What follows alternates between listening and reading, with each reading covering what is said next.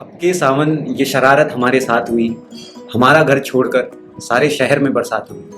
नमस्कार दोस्तों, मेरा नाम है हिमांशु और स्वागत करता हूं मैं आपका खेल आखिर की नई वीडियो में। सावन का मौसम जो है पूरे हिंदुस्तान में अब आ चुका है और सावन के मौसम की, मानसून की आपको ढेर सारी बधाइयाँ।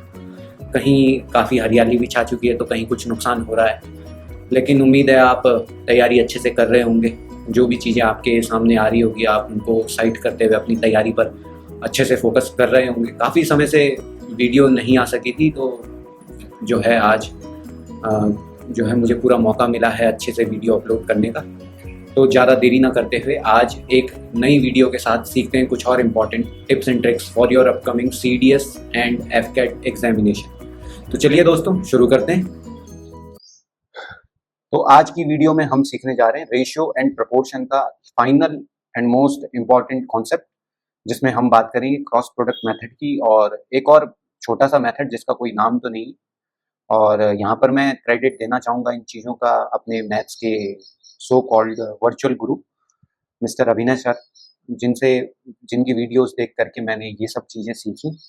और he is really fantastic fantastic teacher है ना। कॉम्पिटिटिव मैथ्स का तो जो नॉलेज उनको है मुझे नहीं लगता वो किसी और को इतना होगा।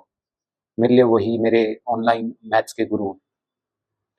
तो ये मेरा CDS 1 2022 का रिजल्ट है। IMA 164, OTA 110 एंड इधर मेरा ये FCAT का रिजल्ट है 221 my normal marks and normalise होने के बाद 232, more than 80 marks more than the normalised cut off. ठीक है, तो आज का जो कॉन्सेप्ट है वो सीखते हैं।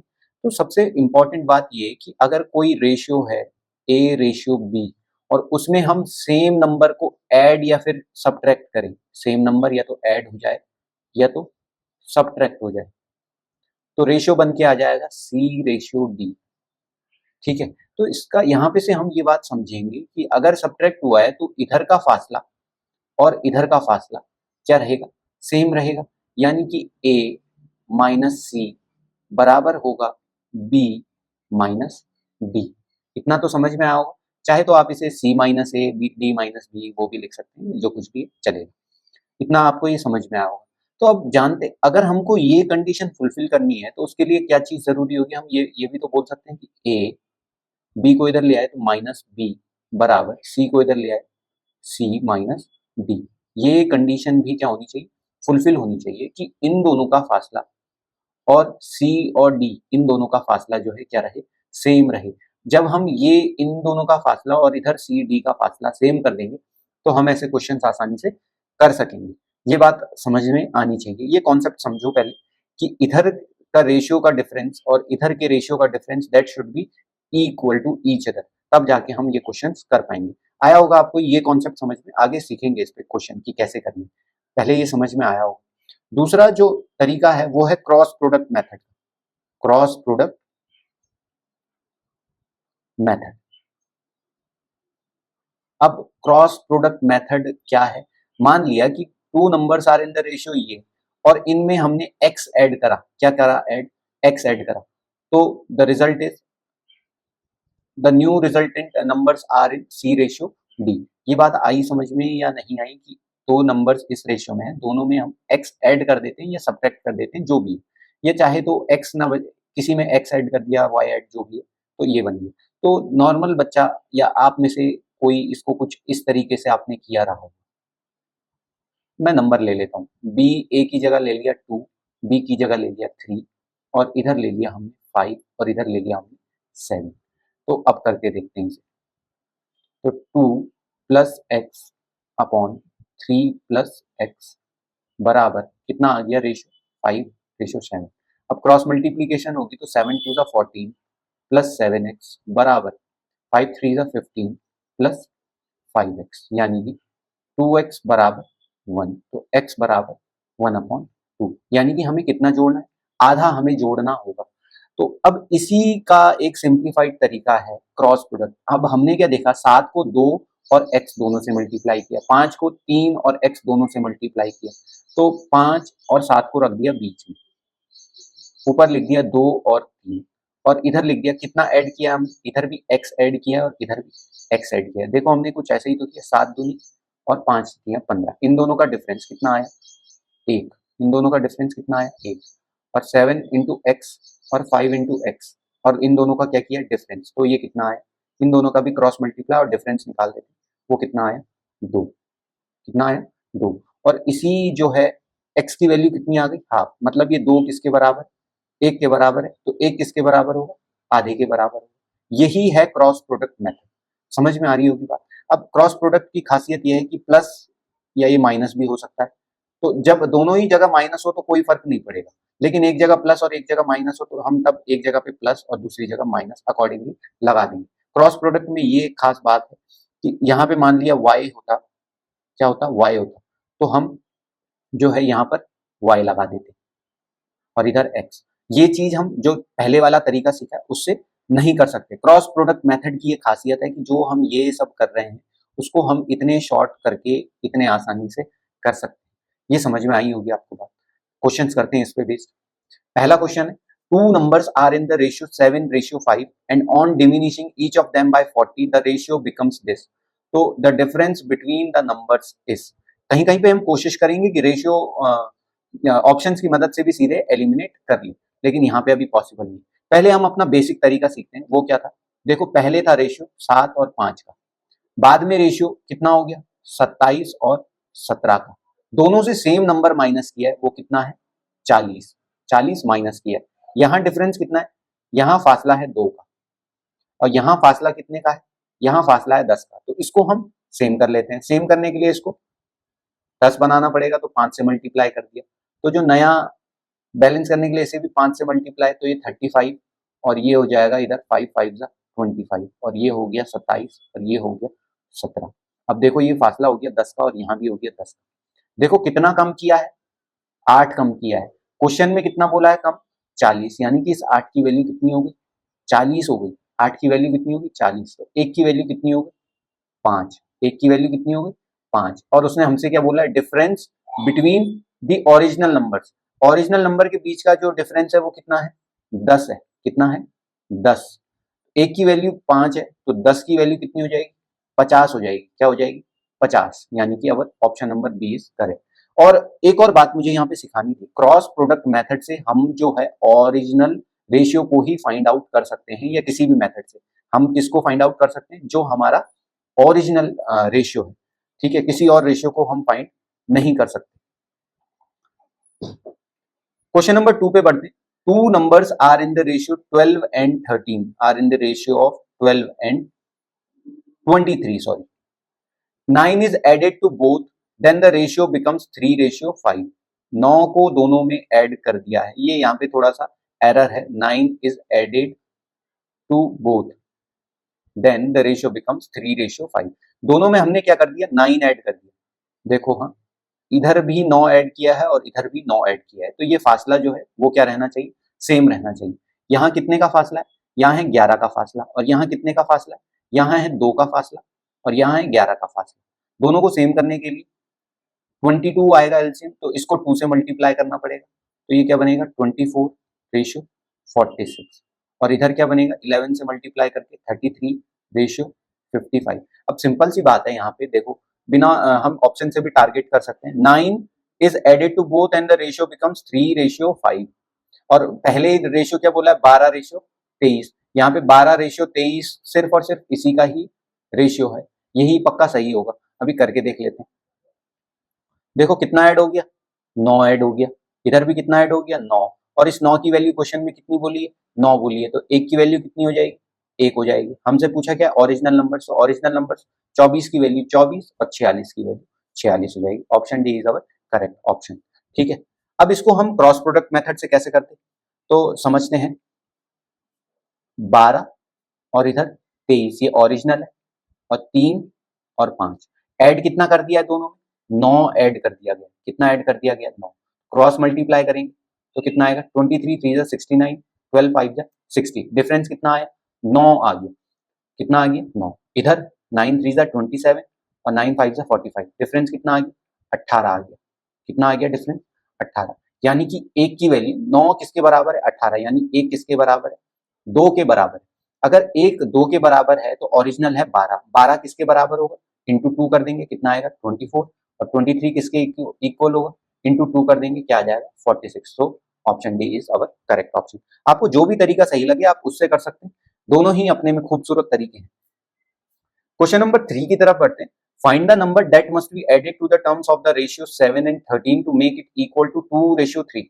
अब समझना है यहाँ कि 13 में क्या जोड़ दिया जाए कि वो ऐसे कुछ रेशियो बना दे, साथ में भी वही। तो सिंपल सी बात है कि हमने 13 में कुछ ऐसा ऐड किया जिससे कि वो 3 का मल्टीपल बन गया। किसका मल्टीपल, 3। क्या मैं 13 में 8 ऐड करके 3 का मल्टीपल बना सकता हूँ? हाँ बना सकता हूँ, 21।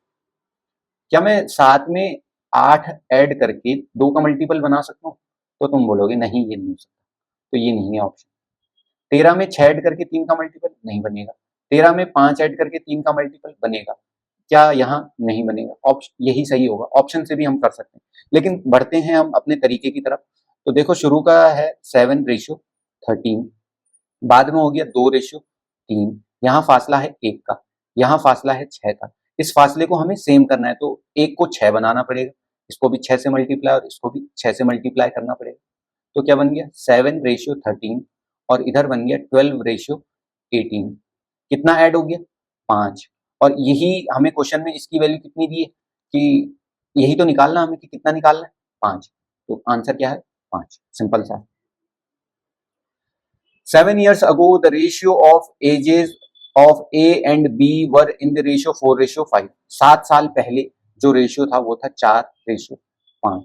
एंड 7 years hence, अब से 7 साल बाद, the ratio will be in 5:6। अब यहां से ये बात समझनी जरूरी है कि यहाँ भी फासला 1 का है और यहाँ भी फासला 1 का है, तो अब हमें कुछ नहीं करना। अब हमें ये देखना है कि यहाँ फासला कितने का हो गया 1 का, क्या यहाँ भी फासला कितने का है 1 का। ये खुद ब खुद बैलेंस हो जाएगा, जब आप इस फासले को बराबर कर दोगे तो ये फासला खुद से बराबर आ जाएगा। अब इस 1 की वैल्यू सवाल में कितनी बोली है, देखो 1 है प्रेजेंट से 7 साल पहले और 1 है प्रेजेंट से 7 साल बाद, यानी कि टोटल कितने का अंतर हो गया 14 का अंतर हो गया। कितने का अंतर हो गया 14 का अंतर। तो इसका मतलब यहाँ जो ये 1 की वैल्यू है दैट इज इक्वल टू 14। तो ओरिजिनल हमें क्या निकालना है, what will B ratio of there edges from 5 years from now. तो पहले ये वाला रेशियो निकाल लेते हैं। 4 की वैल्यू कितनी आ जाएगी 56, क्योंकि 14 से मल्टीप्लाई कर देंगे, और 5 की वैल्यू 70। ये है 7 साल पहले की। तो अभी एज कितनी हो रही होगी, अभी एज हो रही होगी 63, और इधर एज कितनी हो रही होगी 77। अब वो क्या बोल रहा है कि what will be the ratio of there edges from 5 years from now. तो अब से 5 साल बाद 68, अब से 5 साल बाद 78, नहीं सॉरी 82, और इन दोनों का रेशियो तो 34:41। यही सही है, ये आया होगा आपके समझ में।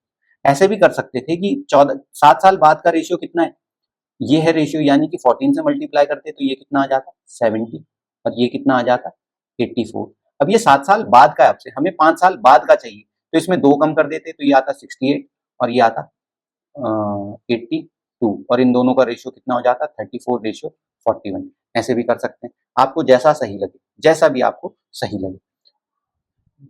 क्रॉस प्रोडक्ट से कैसे करते हैं इसे, 4 5 5 6, और कितना जोड़ा है दोनों में 14 जोड़ा है, तो क्रॉस मल्टीप्लाई करेंगे 6 4 24, 5 5 25।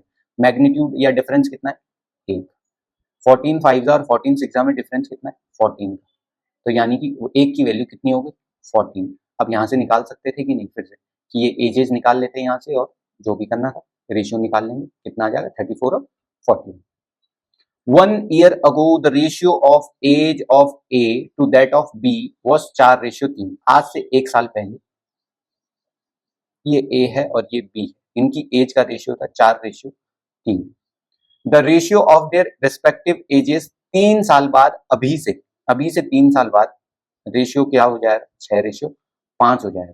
यानी कि कुल मिला के ये गैप कितना है 1 है, और ये गैप भी कितना है 1 है। तो चिंता वाली बात नहीं है, देखो ये गैप है कितना 2, और इधर भी ये गैप कितना होगा 2, और इसी 2 की वैल्यू सवाल में कितनी बोली है, देखो एक है अभी से 1 साल पहले, और दूसरा रेशियो है अब से 3 साल बाद, यानी कि टोटल कितने साल का गैप है 4 साल का गैप है। यानी 2 की वैल्यू सवाल में कितनी दी है 4 दी है। हमसे पूछा क्या है, what will be the ratio of respective ages of A and B 9 years from now. 9 years from now, present से 9 साल बाद, यानी कि 1 साल पहले ये प्रेजेंट से 1 साल पहले का, यहां से कितना 10 साल बाद, कितने साल बाद 10, 2 की वैल्यू कितनी है 4 है, तो 4 ईयर्स, 10 ईयर्स की वैल्यू कितनी होगी 5 होगी या नहीं होगी। सिंपली इसमें क्या कर दो 5 ऐड कर दो, कितना आ जाएगा 9, 3 में क्या कर दो 5 ऐड कर दो, कितना आ जाएगा 8, यानी कि रेशियो क्या हो जाएगा 9:8। ये सबसे सही तरीका इस सवाल को करने का। ऐसे मत करो कि ये वाली एज निकालो, ये वाली एज निकालो, फिर जाके निकालो 9 साल बाद वाली एज और तब रेशियो निकालो। सबसे सही तरीका देखो, तुम्हें पता है ये 1 साल पहले की एज है प्रेजेंट से, तो यहाँ से 9 साल, प्रेजेंट से 9 साल बाद का मतलब है यहाँ से कितने साल बाद 10 साल बाद, 4 साल 2 के बराबर है, 10 साल 5 के बराबर होगा, फासला कितने का कर देंगे 9 और 8 का। आगे बढ़ते हैं अगले क्वेश्चन में। अगला क्वेश्चन है sum is distributed between A B and C in the ratio 9:6:13। जरा ये क्वेश्चन में आपको थोड़ा करेक्शन करना होगा, यहाँ पे 6 नहीं है, यहाँ पर है 5। और if A B and C take 1400 rupees from their NGO, the ratio of shares of A, B and C becomes कितना? What is the sum of B and C in the beginning? तो समझते हैं ये सवाल कैसे होगा। अब तुम बोलोगे भैया ये 3 का रेशियो, तो ये चक्कर क्या है, 3 रेशियो तो हमने सीखे नहीं है, तो हम 2 पे ही टारगेट कर लेते हैं। देखो पहले रेशियो था 9 और 5 का, ए और बी का, बाद में कितना हो गया 4 और 3 हो गया। ठीक है, कैसे हुआ, क्योंकि ये इन्होंने क्या कर दिए अपने एनजीओ से 1400 रुपए एक्स्ट्रा ले लिए, तो इसका मतलब है कि यहाँ भी 1400 ऐड हुआ है और यहाँ भी 1400 ऐड हुआ है। ये आया होगा आपके समझ में, क्रॉस मल्टीप्लाई कर दो, 9 3 जा 27, 5 4 जा 20, डिफरेंस कितना आया 7, यहाँ डिफरेंस कितना आया 1400 का, दिख रहा है साफ साफ, क्रॉस मल्टीप्लाई करोगे तो डिफरेंस 1400, 7 की वैल्यू 1400, 1 की वैल्यू 200, 1 की वैल्यू 200। हमें क्या पूछा है बी और सी का शेयर्स का सम इन द बिगनिंग, 13 और 5 कितना है 18, 1 की वैल्यू है 200, 18 की वैल्यू कितनी होगी 3600, यानी कि करेक्ट ऑप्शन इज ए। समझ में आया होगा आपको। अपने वाले तरीके से कैसे करते, 9 और ये जो रेशियो है ये 5 है और बाद में हो गया 4 और 3, फासला सेम करना होगा, यहाँ है 4 का फासला, यहाँ है 1 का फासला, तो इसे क्या बना देना होगा 9 और 5 और 4 से मल्टीप्लाई करना होगा, तो 16 और इधर हो गया 12। अब देखो यहाँ कितना ऐड हो गया 7 ऐड हो गया, क्वेश्चन में कितना बोला है ये 7, 1400 के बराबर है, यानी 7 की वैल्यू है 1400, तो 1 की वैल्यू है 200। हमसे क्या पूछा है बी और सी का शेयर इन द बिगनिंग, 5 और 13 18, 18 की वैल्यू कितनी हो जाएगी 3600, बात खत्म है। अब ये क्वेश्चन मुझे लगता है आप होमवर्क में आसानी से कर सकेंगे, ठीक है, लेकिन ध्यान देना कि पूछा क्या है, रेशियो पूछा है, अगर 6 ऐड कर दिया जाता तो करके बताएंगे, कमेंट्स में इसका आंसर बताएंगे।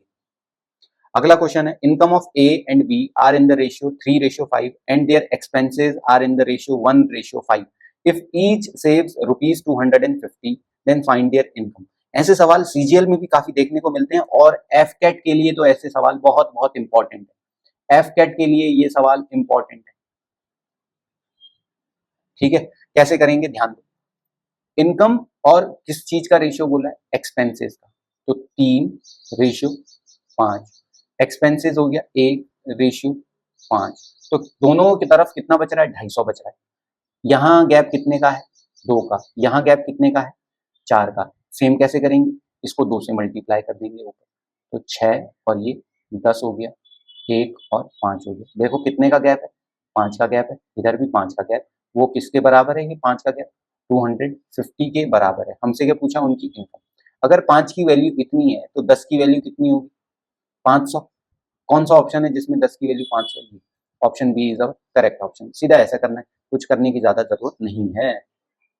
अगला सवाल, in party the ratio of number of boys and girls are in 1:2। पहले जो बॉयज और गर्ल्स का रेशियो है वो है 1:2। उसके बाद क्या हुआ, 2 लड़के और 2 लड़कियों ने पार्टी छोड़ दी। अभी भी हम ये तरीका अपने नॉर्मल तरीके से कर सकते हैं, जब तक दोनों तरफ सेम नंबर बढ़ रहा है या घट रहा है। देखो यहाँ फासला कितने का है 1 का, यहाँ फासला कितने का है 2 का, इस फासले को हमें सेम करना होगा, तो इसको 2 से मल्टीप्लाई कर देंगे तो 1:4, ये बॉयज और इधर गर्ल्स, और यहाँ है 1:3। देखो कितना कम हो गया, एक कम हो गया, इधर भी एक कम हो गया। इसी एक की वैल्यू हमें सवाल में कितनी बताई, 2 बॉयज या 2 गर्ल्स, 2 के बराबर। तो हमें बताना है how many boys and girls were present initially. अगर एक की वैल्यू 2 है तो 2 की वैल्यू कितनी होगी, 4 होगी, और 4 की वैल्यू 8 होगी। Option number C. ऐसे करोगे आप ये सवाल। ऐसे सवाल भी एफकेट के लिए बहुत इंपॉर्टेंट है। अगला सवाल फिर से एक और एफकेट के लिए इंपॉर्टेंट क्वेश्चन। एफकेट के लिए इंपॉर्टेंट क्वेश्चन कैसे करोगे। Incomes of A and B इस रेशियो में है 5:3 and expenses are in the ratio 9:5 and both save respectively. अलग अलग अमाउंट है इस बार हमें क्रॉस प्रोडक्ट मेथड ही लगाना पड़ेगा। 5 और 3, 9 और 5, एक तरफ बच रहा है 1300 और दूसरी तरफ बच रहा है 900। क्रॉस प्रोडक्ट लगाएंगे, 5 5 जा 25, 9 3 जा 27, दोनों का डिफरेंस कितना आया, 2। 9 9 जा 81, 13 5 जा 65, दोनों का डिफरेंस कितना आया, 1600। दो की वैल्यू कितनी है, 1600। हमें क्या निकालनी है, उनकी इनकम निकालनी है। अगर एक की वैल्यू कितनी हो जाएगी यहाँ से 800, तो 5 की वैल्यू कितनी हो जाएगी 4000, और 3 की value 2400। Option number A is our correct option. अगला सवाल, ratio of incomes of A to that of B is 5:7 and A and B save अलग अलग अमाउंट बचा रहे हैं, फिर से 4000 और 5000, and expenditure of A is equal to 66 2/3% of the expenditure of B. अब देखो यहाँ पे तुम्हें परसेंटेज का ध्यान रखना पड़ेगा। ये 66 2/3 का मतलब क्या है कि ए कितना खर्च कर रहा है, जितना बी खर्च कर रहा है उसका 66% होता है 2/3। कितना, 2/3, यानी कि ए और बी का जो एक्सपेंडिचर है वो किस रेशियो में होगा, 2:3 में होगा। ये चीज समझनी जरूरी है आपको, तभी आएंगे सवाल। तो करते हैं सवाल। देखो इनकम कितनी है, 5 और 7 के रेशियो में, इसको मिटा देते हैं। इनकम है 5 और 7, और एक्सपेंडिचर कितना है 2 और 3। उसके बाद बच कितना जा रहा है, इधर बच रहा है 4000 और इधर बच रहा है 5000। जब भी अलग अलग नंबर्स बच रहे हैं तो हमें क्रॉस प्रोडक्ट लगाना पड़ेगा। अगर ऐसा होता, और प्लस माइनस का भी ध्यान रखना पड़ेगा, हो सकता है एक जगह बढ़ रहा हो एक जगह कम हो रहा हो, तो हमें प्लस माइनस भी साइन लगाने पड़ेंगे। 5 3 जा 15, 7 2 जा 14, डिफरेंस कितना आया 1। 5 2 जा 10, 4 3 जा 12, डिफरेंस कितना आया 2000 का। तो एक की वैल्यू कितनी हो गई, 2000 हो गई। हमसे पूछा क्या है, इनकम ऑफ ए, ये है 5, एक की वैल्यू 2 है तो 5 की वैल्यू कितनी होगी, total income of A and B. तो टोटल इनकम कितनी हो जाएगी, 7 और 5 12। एक की वैल्यू कितनी, 2000, तो 12 की वैल्यू कितनी हो जाएगी 24,000 रुपए। ये ऑप्शन सही नहीं है, इसको यहाँ पे 0 चिपका लो और ये सही हो जाएगा। ये फिर से ये एफकेट के लिए बहुत बहुत इंपॉर्टेंट क्वेश्चन है। क्वेश्चन नंबर 12, और यहां पर से हमें जो है समझना पड़ेगा। एक तरफ बोला 50 less applied and 25 less selected. The ratio of selected to unselected would have been 9:4. So how many candidates had applied if the ratio of selected to unselected was 2:1? This is the original ratio. This is the original ratio. समझ में आई होगी बात। अब यहाँ पर एक और चीज समझनी बहुत बहुत जरूरी है। हमसे जो है बात किसकी बोली है, 50 कम एप्लीकेशंस और 50 कम सेलेक्ट। तो इसका मतलब हम जो क्रॉस प्रोडक्ट लगाएंगे वो लगाएंगे टोटल एप्लीकेंट्स और किसमें, सेलेक्टेड वंस में। ये समझना बहुत बहुत जरूरी है, अदरवाइज आपके लिए सवाल बहुत लंबा पड़ जाएगा। अब देखो सेलेक्ट और अनसेलेक्ट का रेशियो है 2:1, यानी कि टोटल कितने रहे हों 3, जिसमें से सेलेक्ट कितने हुए 2। उसके बाद क्या बोला उसने कि सेलेक्टेड टू अनसेलेक्टेड का दूसरा रेशियो है 9:4, यानी टोटल कितने रहते 13। सेलेक्ट कितने हुए 9। और कब हुआ है ये, जब 50 कम अप्लाई, 50 कम अप्लाई हुए और 25 कम सेलेक्ट हुए। देखो जब दोनों जगह नेगेटिव है तो इससे कोई फर्क नहीं पड़ेगा, नेगेटिव से नेगेटिव हट जाएगा। क्रॉस मल्टीप्लाई, 9 3 जा 27, 13 2 जा 26, डिफरेंस कितना आया 1। यहाँ डिफरेंस 25 इंटू 13, 25 10 जा होता है 250 और 3 जा हो गया 75, 325 और 25 और 50 9 जा कितना हो गया 450, यानी डिफरेंस कितना आ गया 125। एक की वैल्यू कितनी आ गई 125 आ गई। तो इसका क्या मतलब है, हमसे पूछा क्या how many candidates had applied, total applicants कितने हैं 3, एक की वैल्यू 125, तीन की वैल्यू 100 मतलब 375, ये हमारा सही ऑप्शन हो जाएगा। Important question for your CDS, AFCAT, CAPF, CGL, everything, बहुत बहुत इंपॉर्टेंट सवाल।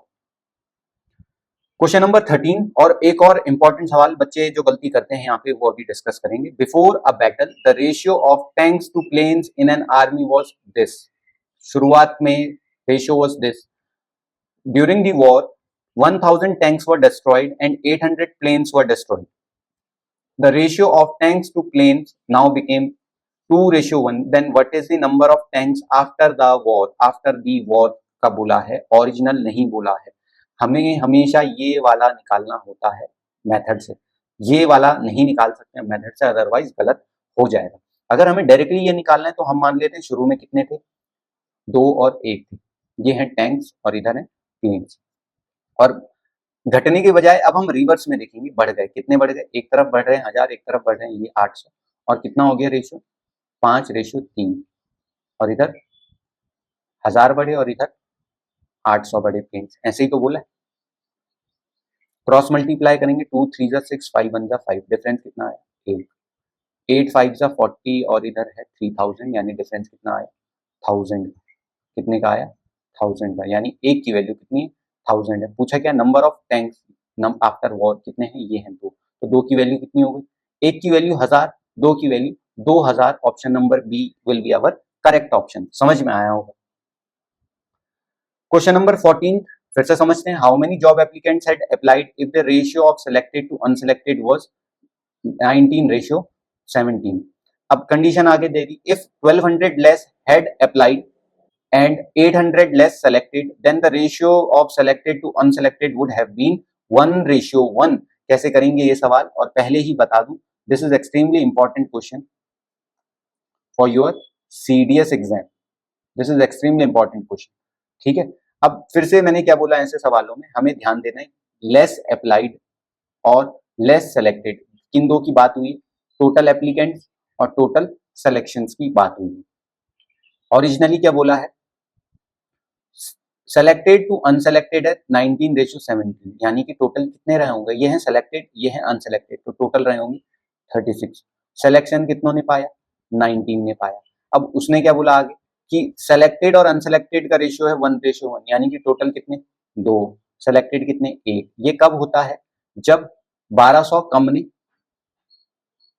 एप्लीकेशन भरा और 800 कम सेलेक्ट हुए, 800 कम सेलेक्ट हुए, यानी दोनों नेगेटिव चल रहे हैं तो नेगेटिव मेंशन करने की जरूरत नहीं है। 36 1 जा 19, 2 जा 38, डिफरेंस कितना आ गया दोनों में 2 का।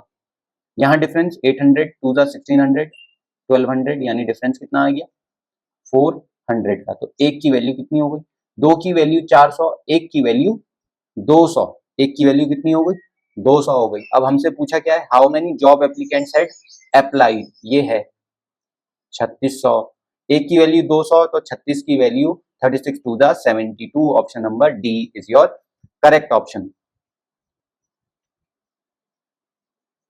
क्वेश्चन नंबर 15 और एक और बहुत खूबसूरत सा सवाल फॉर योर सीडीएस एग्जाम, खासकर से सीडीएस के लिए, सीजीएल में भी आ सकता है ऐसा सवाल।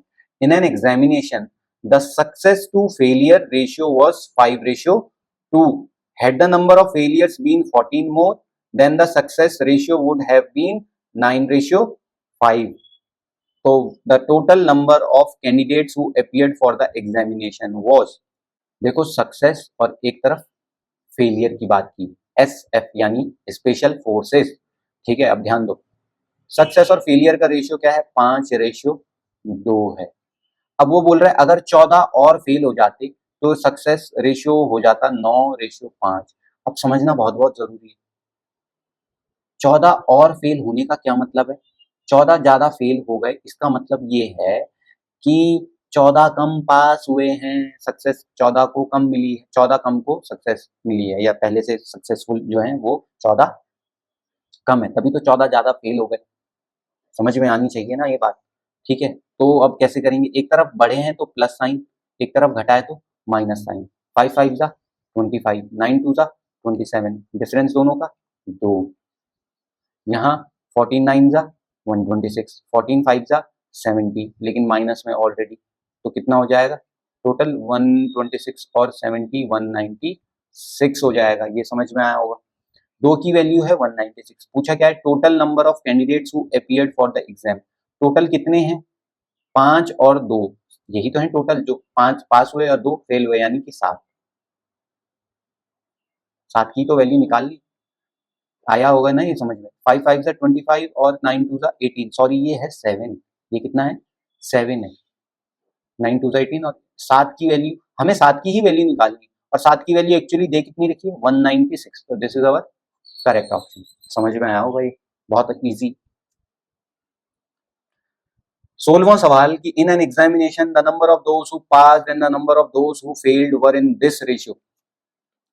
और पूछ क्या दिया है फिर, 35 less appeared and number of failures were 9 more than earlier. देखो एक तरफ घटा और एक तरफ बढ़ा, और किस किस के बीच में बोला है, 35 लेस अपीयर्ड यानी कि टोटल एप्लीकेंट्स की बात कर रहा है, और दूसरी तरफ फेलियर की बात कर रहा है, दूसरी तरफ फेलियर की बात कर रहा है। तो पहले क्या बोला है, the number of those who passed and the number of those who failed were in this ratio। तो टोटल कितने हुए 5 और फेल कितने हुए 1। फिर अगले आगे क्या बोला उसने, ratio of students those who passed and to number of students who failed। पास हुए 2, फेल हुआ 1, यानी टोटल हुए 3, फेल हुआ 1। और यहाँ क्या बोला है, 35 कम अपीयर यानी कि -35, एंड नंबर ऑफ फेलियर्स वर 9 मोर, पहले से 9 ज्यादा, तो 5 1 जा 5, 3 1 जा 3, डिफरेंस कितना है 2, 9 3 जा 27, -35 इंटू 1 -35, दोनों में डिफरेंस कितना है, ऐड हो जाएंगे क्योंकि ऑलरेडी माइनस का चल रहा है, तो -35 और 27 हो गए हमारे 62, 27 27 54 और 8 62। हाँ, 2 की वैल्यू 62, 1 की वैल्यू 31। पूछा क्या है, number of students who appeared, total है 5, 1 की वैल्यू है 31, 5 की वैल्यू कितनी आ जाएगी 155 इज द करेक्ट ऑप्शन। तो ये सब था दोस्तों आज की इस वीडियो में। उम्मीद है आपको ये वीडियो पसंद आई होगी और आप सीख गए होंगे दोनों ही मेथड्स यूज करना, और ये भी समझ में आया होगा क्रॉस प्रोडक्ट कहाँ पर हम जो है लगाना ही लगाना है और दूसरे मेथड को हम कहाँ पर नहीं लगा सकते। उम्मीद है आपको ये वीडियो पसंद आई होगी, तो इसको ज़्यादा से ज़्यादा डिफेंस एस्पिरेंट्स तक पहुंचाने की कोशिश करना, और उम्मीद है ये वीडियो आपकी काफ़ी मददगार होगी आपके आने वाले CDS FCAT या किसी और डिफेंस एग्जाम के लिए। तो मिलते हैं जल्दी एक नई वीडियो में, तब तक के लिए धन्यवाद। जय हिंद और माँ भारती की जय।